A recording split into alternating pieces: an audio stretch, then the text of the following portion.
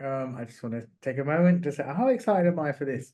I know we do a lot of these different ones, and I feel like sometimes it feels like I don't know if you know Michael Eavis. He's the one of the founders of Glastonbury Festival, and I sort of joke because every time I see him at Glastonbury, he said, "This is the best one ever." And I always think, how can it be the best one each time? But I generally feel that when I ever get to do these moments with podcasts and having different guests, I'm just so elated. Everybody's different. Everyone brings their own energy to it. But Shah is somebody that I really admire and had real joy of watching Shah present people, which I have to say, if you haven't if you haven't been in the presence of that, you're missing out because Shah does. I mean it in the nicest way. If I ever had an obituary done and needed to be done or a eulogy, Shah, I don't know where you are, but I hope they come and find you. And you could stand at that moment and just say what you need to say. But I totally love the way you introduce people. So I'm just going to say how excited I am. I guess that's a personal part over that. I think Shah is just wonderful.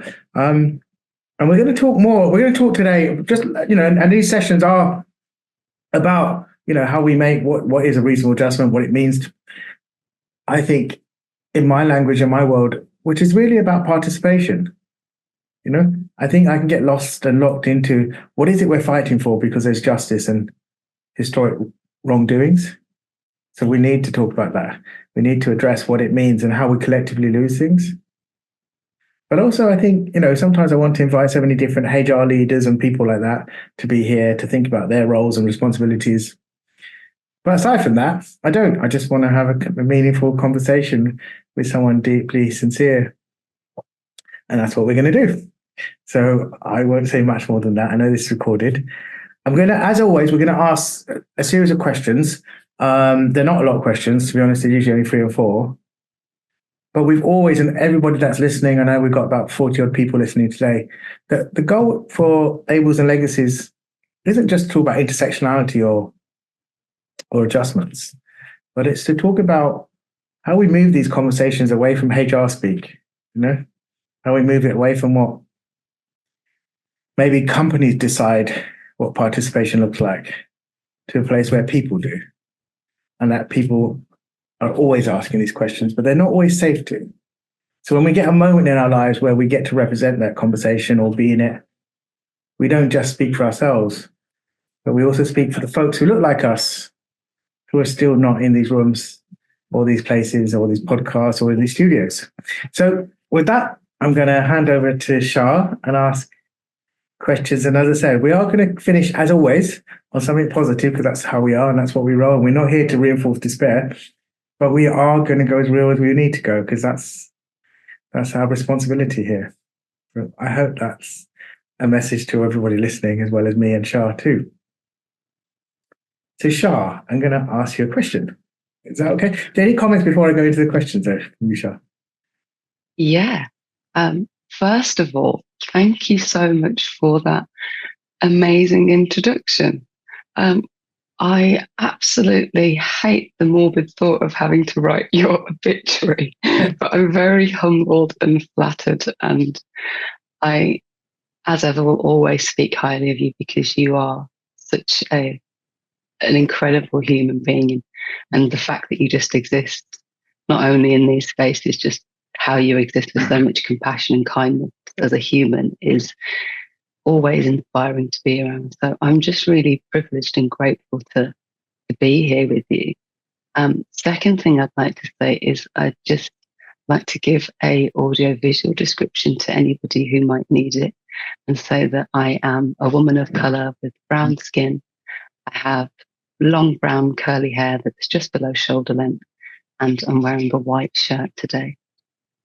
I'd also like to say, and not to play favourite, but it's always a really warm and psychologically safe environment when I'm with you, Atif, and the spaces you create and the people who fill those spaces are always wonderful. I noticed that there was somebody from Sandwell and Warsaw, which is just round the corner from my mum's, which is where I am right now. I'm just waving to that person as they're nearby and just really feeling the safety and the comfort here. So thanks for having me. No, brilliant. Oh, I get lost in this one. I can tell. Yeah, brilliant. Thank you. All right. So I guess we're gonna, as I said, yeah, we're gonna go through the sort of questions and what it means. I'm thinking a lot about this month as well, what it means in the world. But before I forget as well, and it's really good manners, and I won't. It's describe myself as well. So apologies for not having done that sooner. So I am a brown man wearing glasses and a very a black hat to cover my receding baldness. But I also have a very big, peppery white beard, which I told is a cool beard.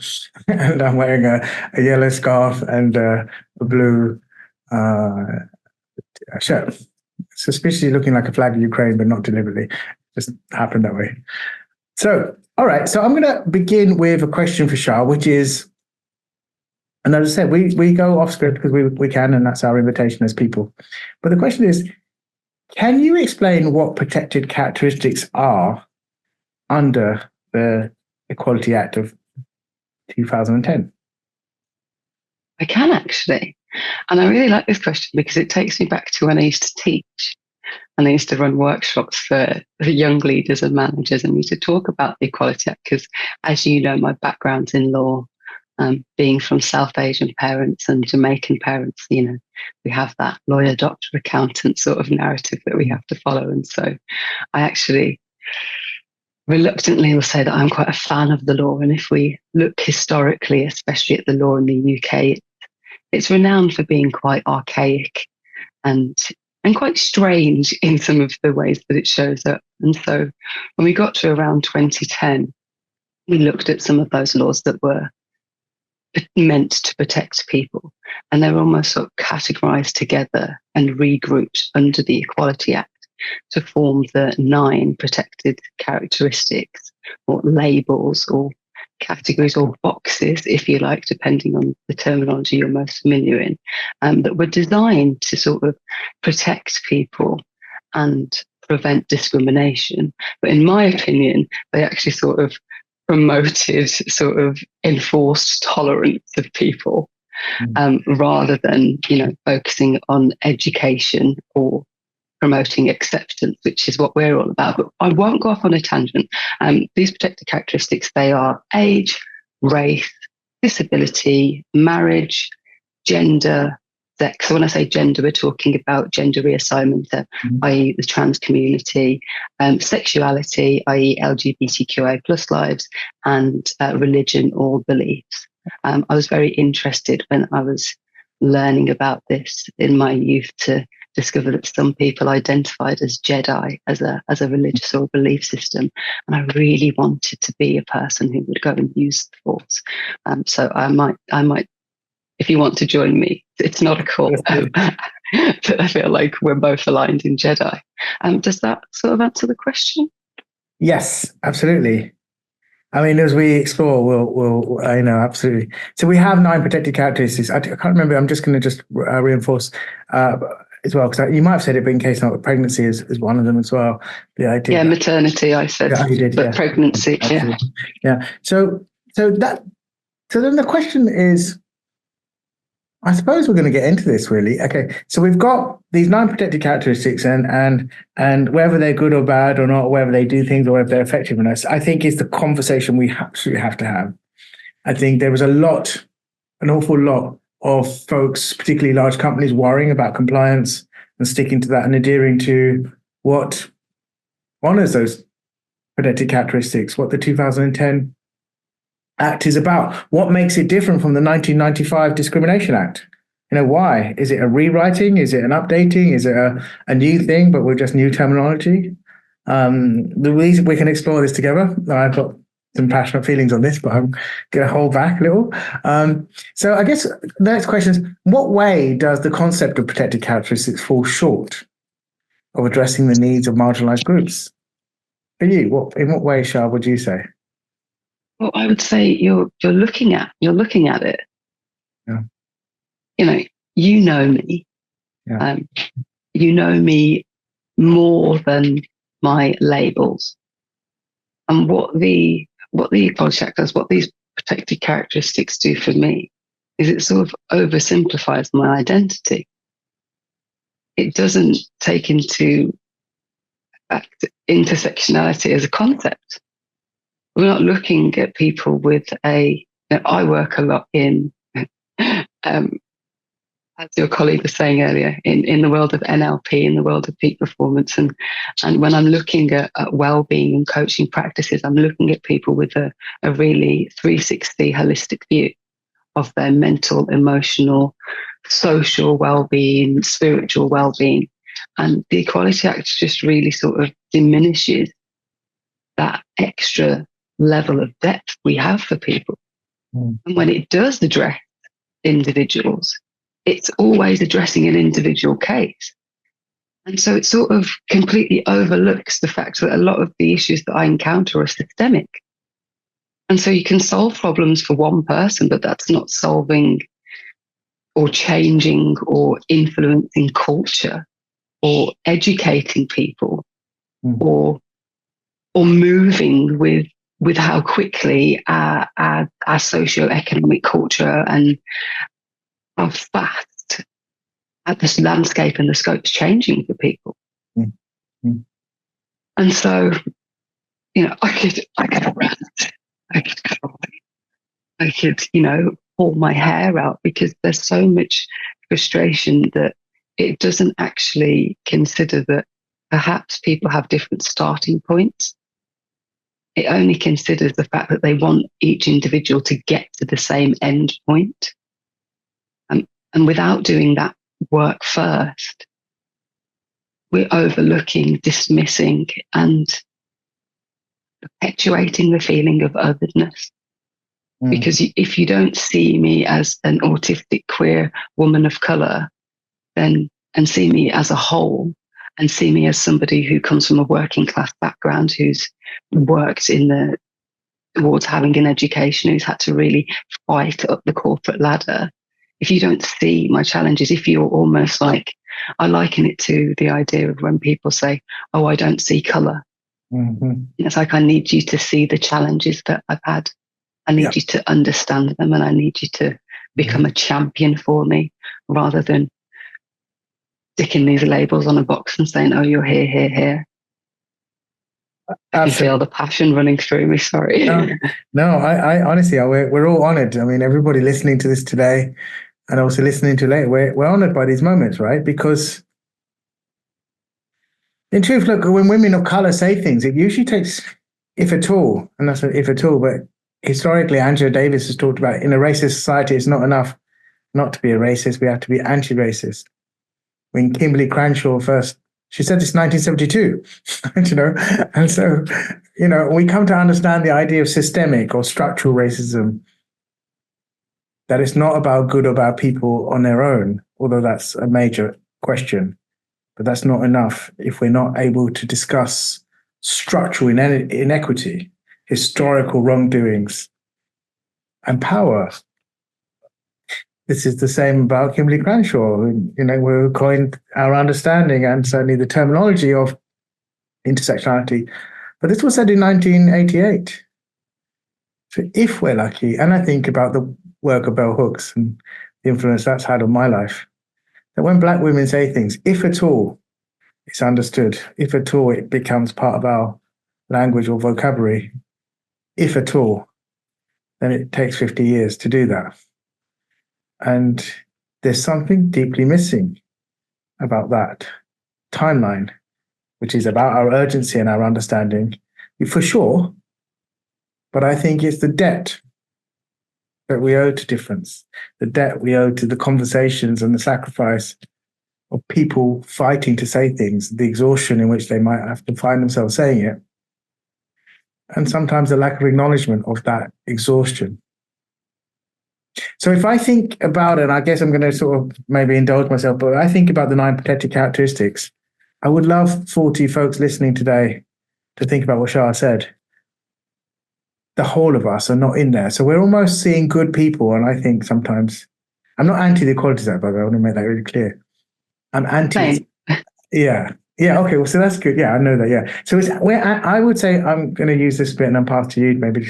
I'm anti its imperfection. Not because it's not perfect, but because it's missing fundamental elements that would make it much more inclusive to realities. So I'm going to push that I'll try and explore that a little bit more, but I want to make this really Char space. So Char, what would you say if I asked you about its incompleteness or its imperfection or what is the thing that it really has to do then? And is there such a silver bullet or magic bullet or something that it's supposed to do?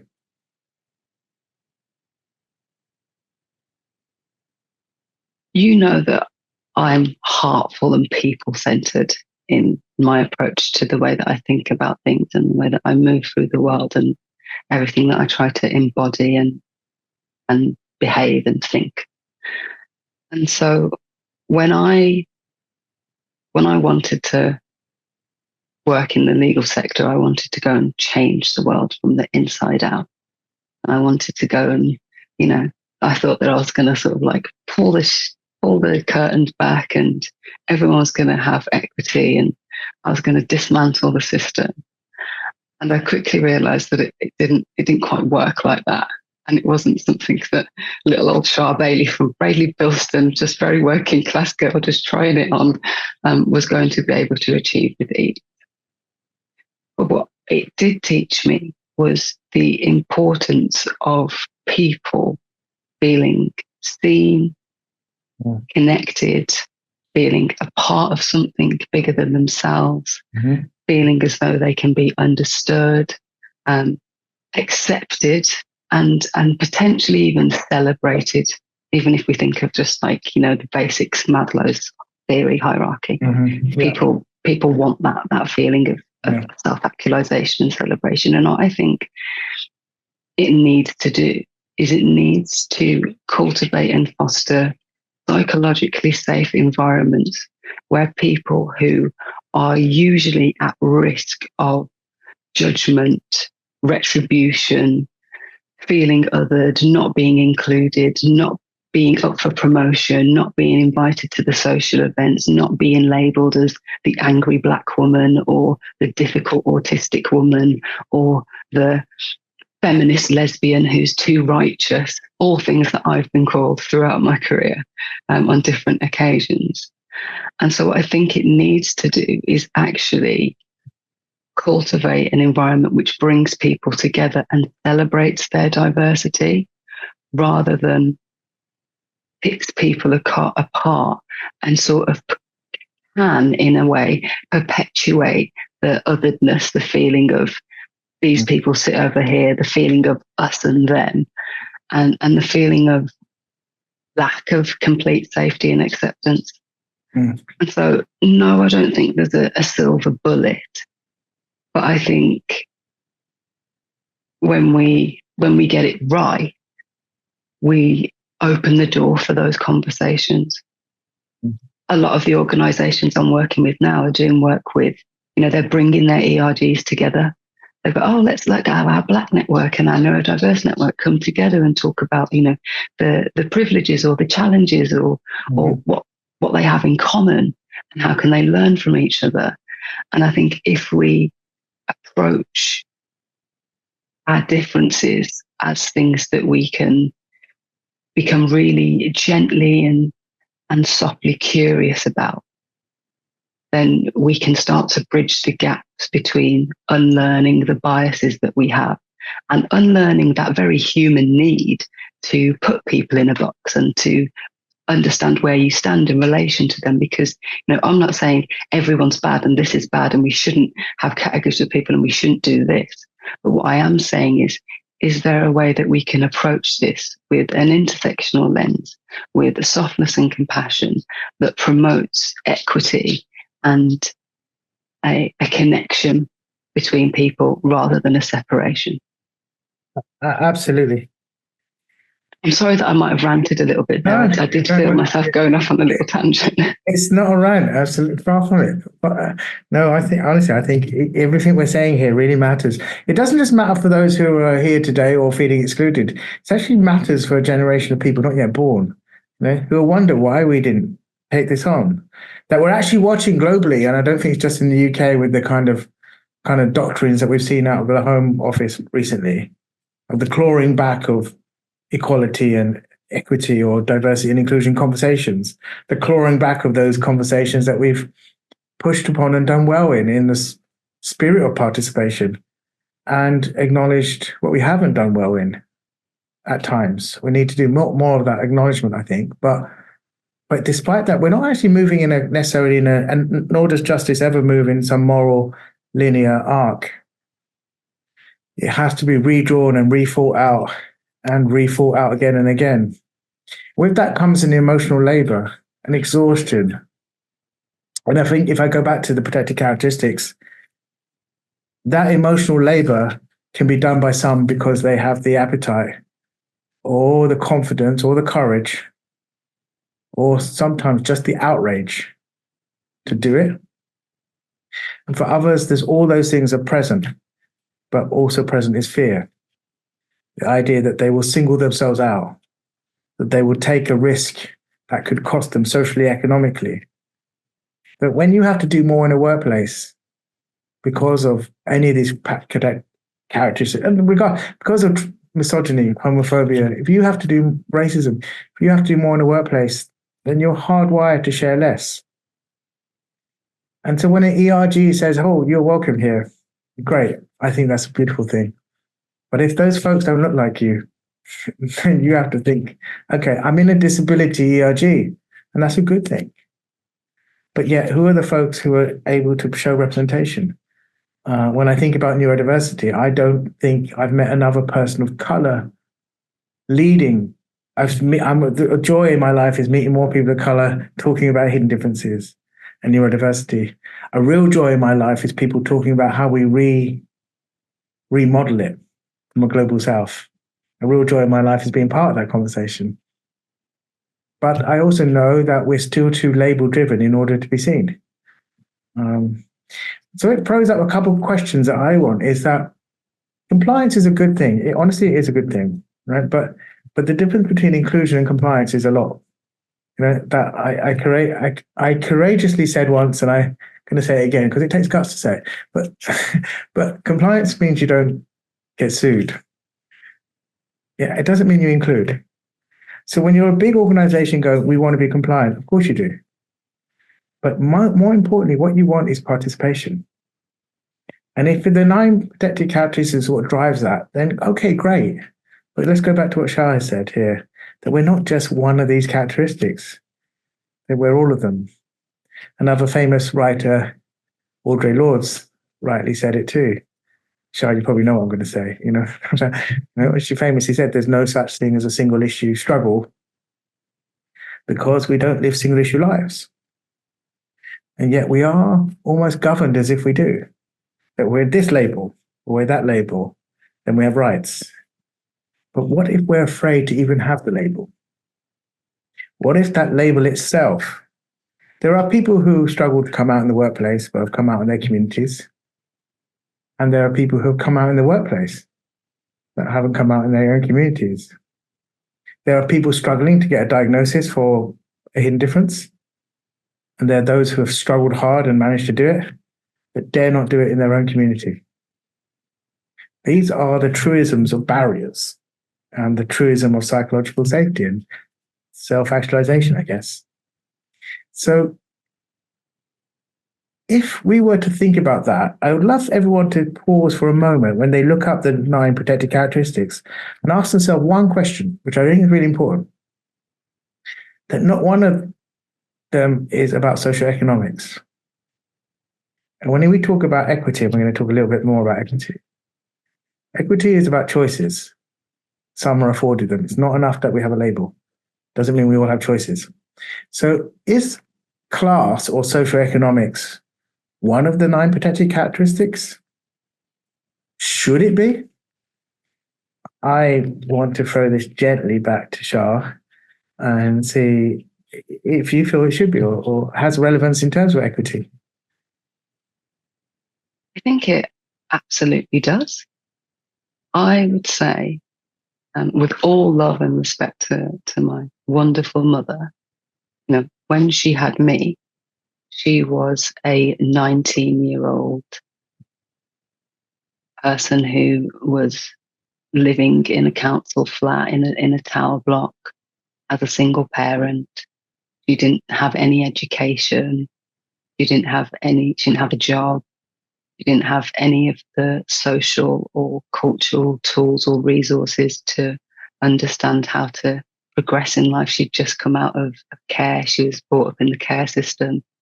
And so I had an abundance of love and kindness and compassion and warmth, but I didn't have, the means to understand how to get ahead in life. I didn't know, my mum hadn't followed a traditional ladder for success. I have to update. My mum is now, she has a PhD in child development psychology. She was the head of child protection services for Wolverhampton and child protection, which is the services that she was under when she was in care. And she went back, retrained, and now she is a practice teacher and looks after other social workers coming up. And she's my sisters have a completely different upbringing and lived experience and opportunity. They're at university, they're thriving. But when I went to university as a person who was poor, I was the first grandchild to go to university in my family. I wasn't given the tools. I wasn't taught how to, I was surprised, and we laugh at this now, but I got a water bill and I had no idea that we had to pay for water.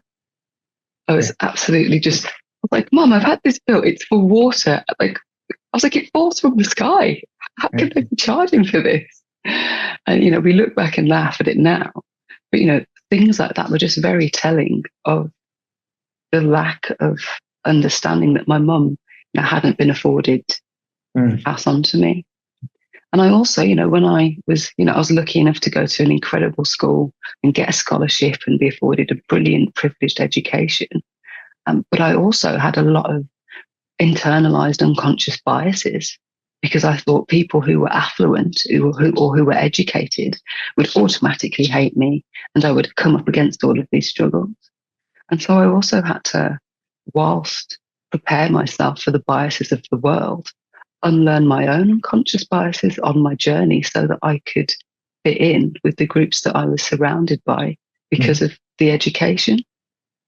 Right. So the disparity between not having the upbringing that sort of goes hand in hand with that education and privilege meant that I was absolutely othered in school, the only black girl, the only person from a Forks family, the only person who had free meals. All of those things shape the perception that you have of yourself, the value that you put on yourself, the belief in what you can achieve, your ability to feel psychologically safe to ask for help, take risk. We even joke that, my mum grew up saying money doesn't grow on trees. And I'm the absolutely opposite. I'm like, no, we've got to invest. We've got to put our money in the places where the rich white people put them. And she's like, no, we've got to save it. That scarcity mindset comes from that lack of privilege and that poverty, actually. So I think, yes, absolutely, when we're looking at how we protect people, how we support people, how we nurture them, and how we promote their growth, we absolutely need to consider where they came from. Absolutely. So for those listening as well, probably a little bit of an overshare, sorry. There's no such thing. This is sincerity we're getting here. That's absolutely. No, I actually don't. I think oversharing is a word that I want to see removed. Word empowerment, I'd love to see removed as well. I think it's about connection, and we don't have to empower people. We just have to connect to their worlds. And oversharing, I think, is almost like, in my culture, we break roti, and roti, and then for the Caribbeans they call it roti, and we don't apologize for not using knives and forks, nor should we, because this is our table and it's a global table, and we express ourselves and we don't interrupt, we don't talk over, we just get excited, and we're not embarrassed to be excited when we feel safe. So we say this with love. That I don't actually think oversharing is a thing. I think just sincerity is a thing. And I wonder all the time, am I oversharing? Have I said too much? Oh, did I do this? I think, is it because I'm ADHD? Is it because of my dyslexia? No, It's because I'm Atif, you know, and I'm awesome, and I'm Bengali. In our culture, we don't use cutlery, and we're still awesome with it. And same for you too. I love that as an analogy. Like, we don't use cutlery. Yeah, we're here. You know, this table is our table too. You know, this table is an African table. This table is made of Indian mango wood, and at this table we sit how we please, and we don't have to keep worrying about it. And so, I hope others feel that same liberation too. It takes time, and I'm not saying I have it every day. God, I have to rewire it sometimes 3 or 4 times in the same day, but it's there, and I guess it's my job too. So I'm going to put into the chat for those of you who can see the 9 protected characteristics as well, because I want to push this a little bit, and I'm conscious of time, that I'm arguing absolutely that class or socio-economic should not be one of them. It should not be a 10th one. I'm arguing something, and I think Char is deliciously saying it really well, when it's about equity, it's about our resources, our starting points, that all 9 should be understood in the context of choices. That all 9 should be understood that they overlap in our lives and they're intersectional, but those choices are attached to class. So we can say that 2 people of color should not face racism, for sure. But what they do about racism will be different, depending on the class or the socioeconomic choices they had in their childhood. It really does matter. And we have to understand what we do to address imbalances through choices rather than just labels. Hence, I guess, my point about compliance takes you somewhere, but it doesn't take you everywhere. And these things are going back to the debt we owe. So I'm going to ask you another question, which is really about, if we were to think about where we're now in terms of socioeconomic duties, choices, what we feel about them, what does winning look like for you? Like, what is the change that you think is happening that feels progressive?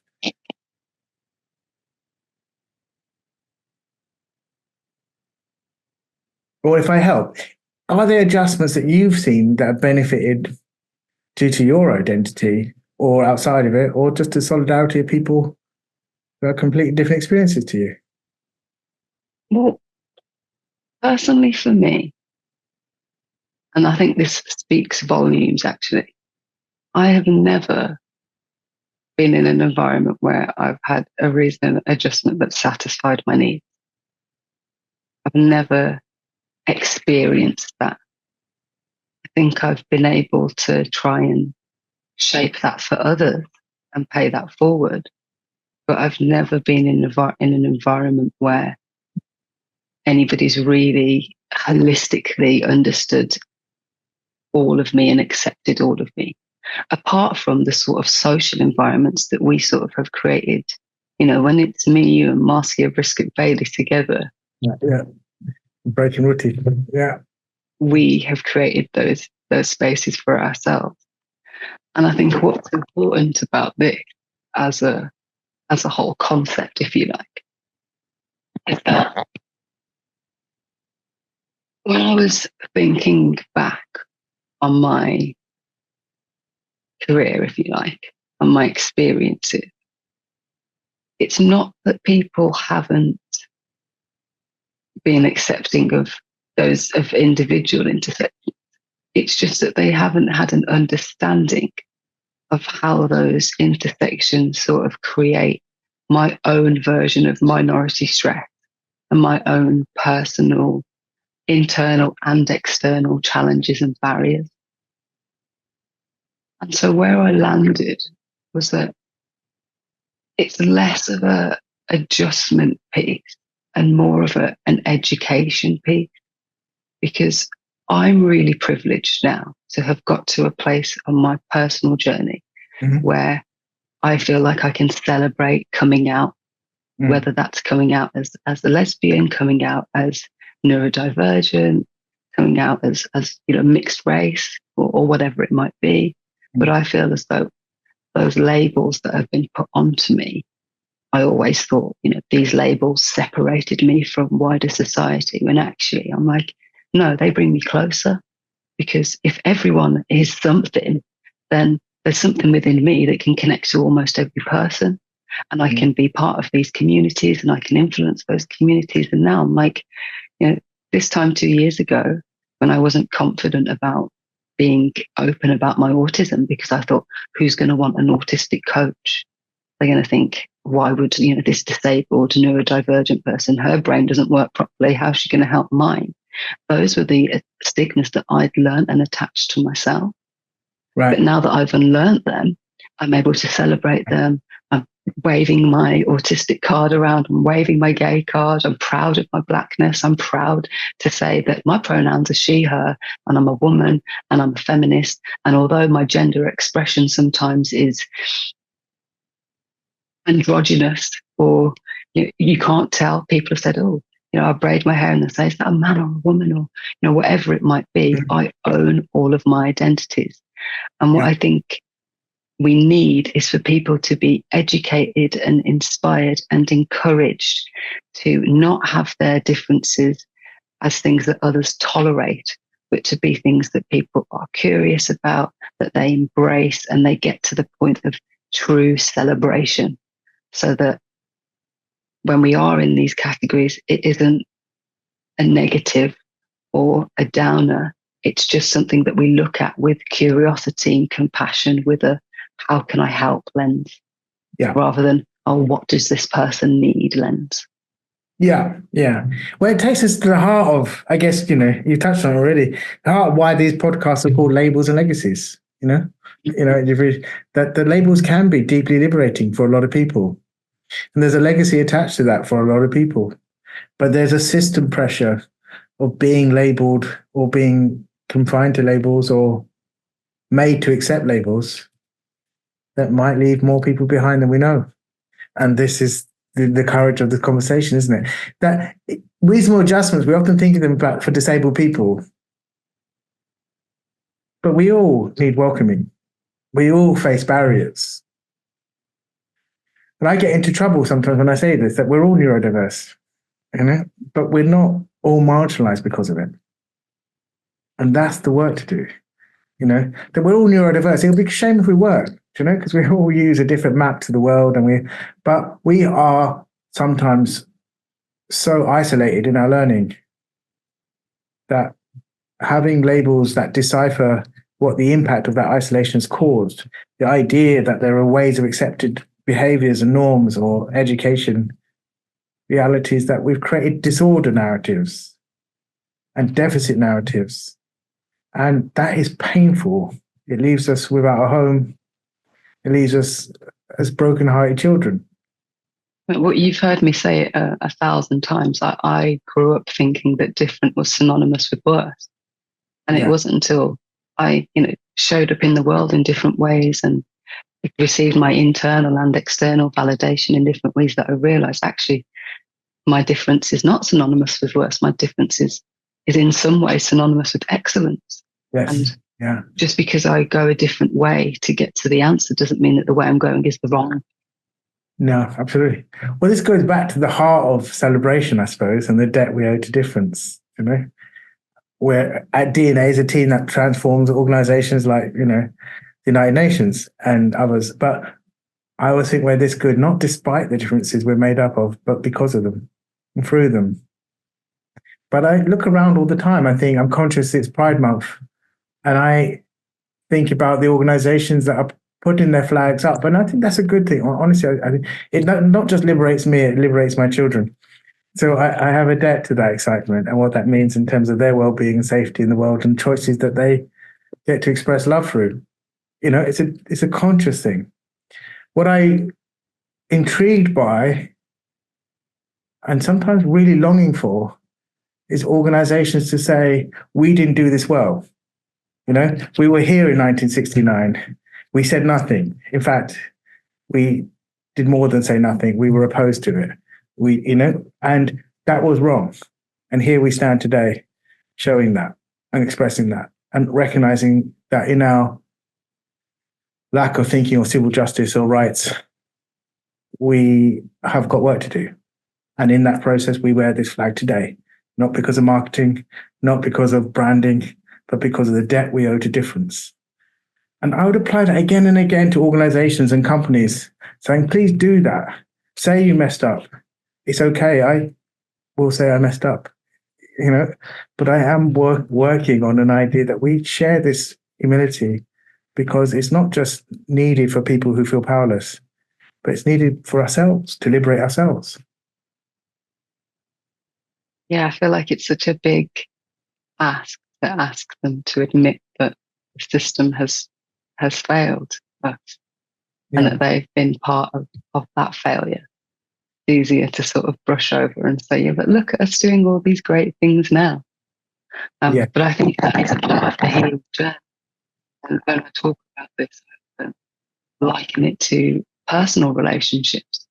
When someone has aggrieved you, you don't just, if they try to just act like nothing happened. My sister tells me this all the time when she calls me. She's 19. She's got lots of university gossip about her friends. And she's like, and then the next day she came up to me and she was acting like nothing happened.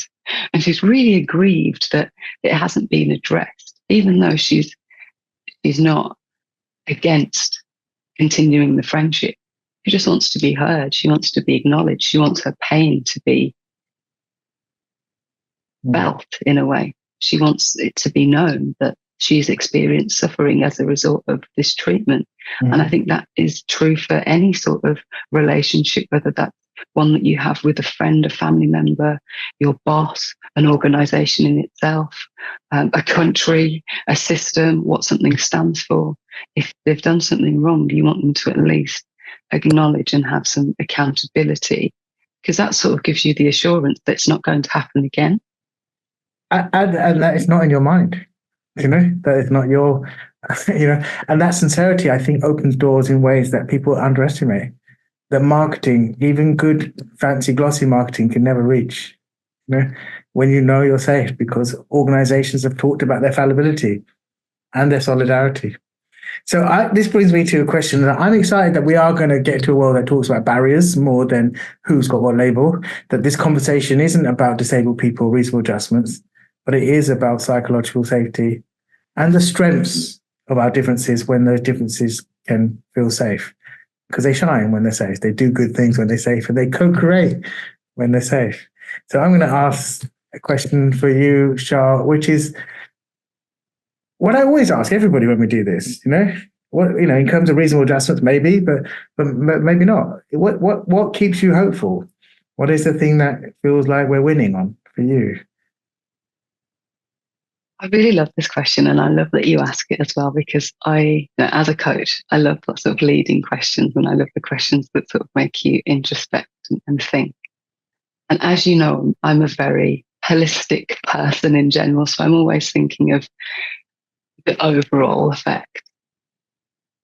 And actually, when I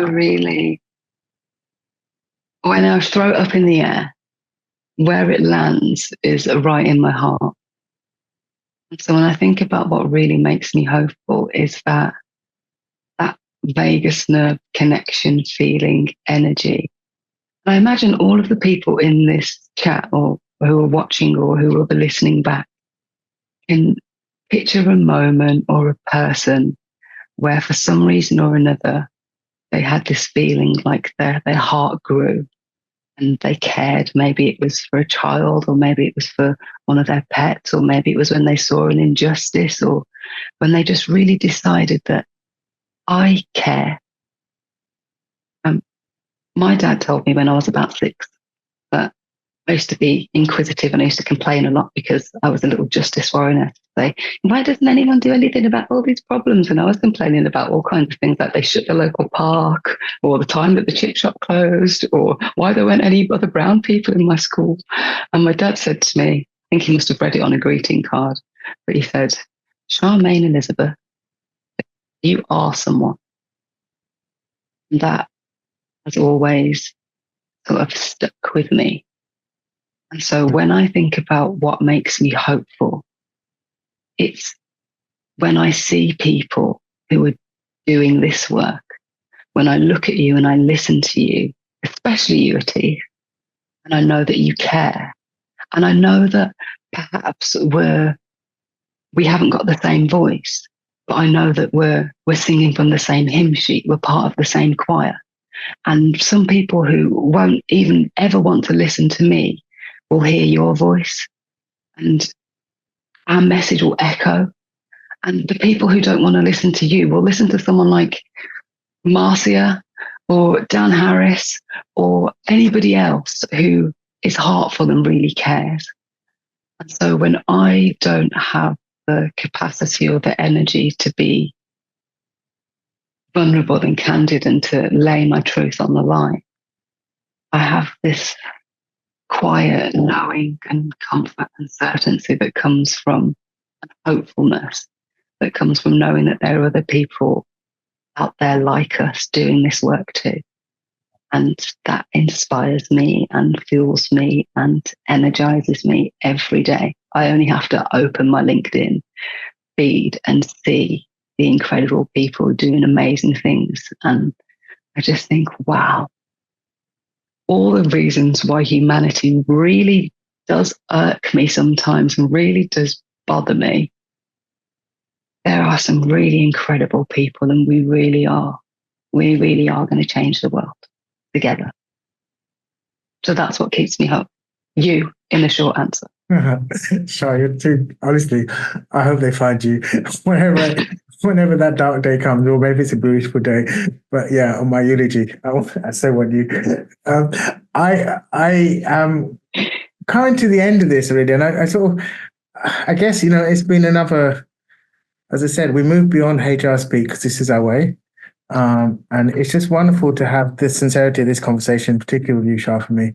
For everybody listening as well, I'm going to hand over to Scarlett and just say, that I suppose, I said it before, that in truth, and it goes back to Maslow's hierarchy of needs, but it also goes back to everything Char said, that nobody really wants to be reasonably adjusted. They just want to be welcomed.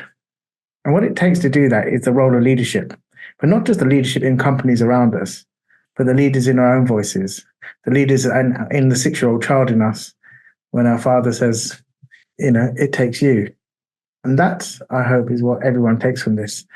And just want to thank Char again. Thank you to all the people listening. Thank you, Scarlett, for putting this day on, and the rest of the comms team who are busy working behind the scenes, and everyone at DNA and all the communities that we serve outside of us. Just thank you. And I'm going to hand to Scarlett and pause there. Thank you. Thank you both so much for sharing your thoughts and your knowledge and your stories today. It's been such an amazing conversation. And I just want to take it back to the start a little bit. I just loved how Char explained how the concept of protected characteristic falls short. You're looking at it. I think that's a brilliant thing. I think you're absolutely right, Char, that the characteristics can really oversimplify our identities. And I think that really encapsulates this whole conversation and what we want the real message to be here. And that is that adjustments are so often tied to these labels that we wear, or sometimes that we are given. But those labels aren't always the entirety of who we are. As Atif said, we all need welcoming. We all face barriers, and we're all neurodiverse. We're just not all marginalized by it. So we're these whole people, and yet our approach to adjustments is so singular and linear, especially the way that they're implemented right now. And that really shouldn't and can't be the entirety of our approach to including people in our workplaces. So that's what I hope you are prompted to go away and think about today. And it also leads me perfectly onto introducing our next session. So that will be called How to Adjust Your Workplace and Include Everyone. And we'll be looking at those systemic changes, as Char mentioned, and how we can make those organizational wide and beyond just adjusting the individual. So tune in for that, and that'll be on the 10th of July at 1 p.m. You can sign up using the QR code that's on screen, and we'll also send it out in the Eventbrite email that goes out after the event. If you're absolutely ready, you think that this conversation has been epic and you want to get started now, which is hopefully what we want, We provide tailored solutions, from training for line managers on how to implement adjustments in a more holistic and open way, and really promote those open and psychologically safe conversations. But we also do organisational wide reviews of adjustment policy and processes. So you can all explore all that and more on our website, and you can always reach out to our team members for more information. Thank you so much to everyone who has shared in the chat today. It's really impactful to see those responses, and we're so grateful that you have engaged in this space so sincerely. And with that final question, as always, what keeps you hopeful? Please continue that conversation on social media, and you can tag us and use the hashtag labels and legacies. So thank you once again to our amazing host, Atif, and our amazing panelist, Char. Thank you both so much for holding this space. And yeah, thank you so much.